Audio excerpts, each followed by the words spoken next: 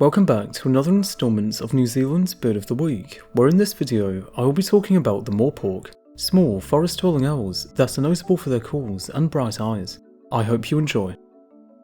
Often heard in New Zealand's forests and bush throughout the night, Morepork are small owls at about 30 cm in length and weighing about 175 grams, with birds being a general dark brown with spots on their head and neck. Their eyes are also yellow to gold in colour, also being very expressive.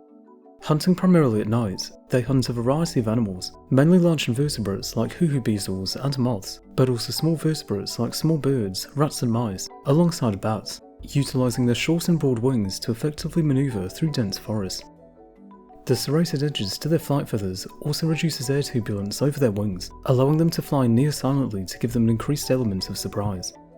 About 95% of Morepork pellets, the indigestible material they cough up in some areas, contains traces of Pacific rats before poisoning efforts were undertaken to remove them off of some offshore islands, and while being an important food item in some cases, their elimination helps in increasing the numbers of their other prey like birds and insects, and given they are already known to easily readjust their diets to whatever is most abundant, this change won't be an issue for them.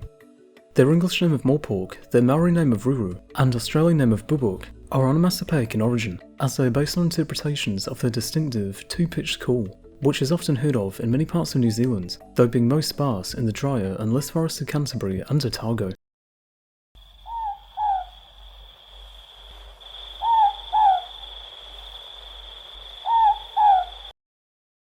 Three subspecies of Morepork are recognised, one of which is extinct, the Lord Howe Bubuk, and another that exists only as a hybrid population, the Norfolk Bubuk, which was reduced in numbers to a single female, with them only recovering after two males were introduced to the area from New Zealand in 1987, with them becoming re-established in a way, and the New Zealand Morepork, the main focus of this video. They mainly roost and nest in the cavities of trees or on thick vegetation, with them breeding in spring and summer and laying around 1 to 3 eggs, which both male and female birds will take care of. Though evidence is limited, Morepork are thought to remain in their territories for a long time, up to in some cases for at least 5 years.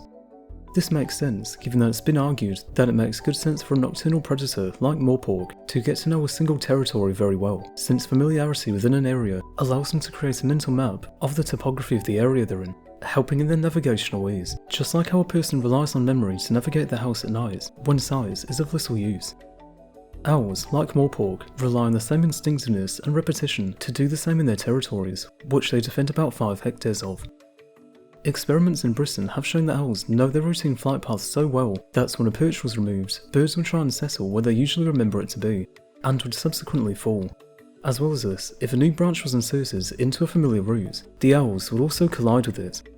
Regarding their population health, while considered to be of least concern on account of their large range and apparently stable population, it is thought that the numbers are in a gradual decline due to predation from mammals that can easily enter their nests and either take eggs or female birds, not to mention them also occasionally nesting on the ground. Therefore, keeping an eye on them is vital, given we don't actually know too much of their population dynamics, something which still has a lot left to gain in terms of knowledge.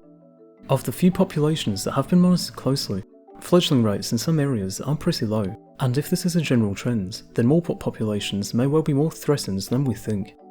This is therefore why it is vital to continue to do more research on them, where they forage, what predator density levels are like in varying areas and so on, to best develop a picture of their situation, since losing them would make New Zealand all the poorer.